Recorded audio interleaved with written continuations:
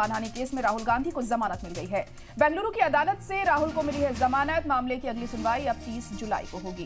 दरअसल पूर्व सीएम बोम्मई पर राहुल ने लगाए थे आरोप और झूठे विज्ञापन जारी करने का आरोप लगाया था और मानहानि के एक मामले में कांग्रेस एमपी राहुल गांधी को अब बड़ी राहत मिली है।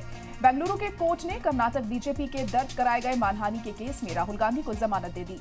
कोर्ट ने राहुल गांधी को ये राहत जाती तौर पर पेश होने के दौरान दी है। कोर्ट मामले की अगली सुनवाई 30 जुलाई को करेगा। दरअसल कर्नाटक असेंबली चुनाव से पहले न्यूज़पेपर में तौहीन-आमेज तशरीह जारी करने के इल्जाम लगाते हुए बीजेपी ने शिकायत दर्ज कराई थी। राहुल गांधी ने उस वक्त के सीएम बोम्मई पर झूठे एडवर्टीजमेंट जारी करने का इल्जाम लगाया था और इस मामले में अब राहुल गांधी को बड़ी राहत मिली है। जमानत उन्हें दे दी गई है इस मामले में और अब अगली सुनवाई इसको लेकर 30 जुलाई को होगी।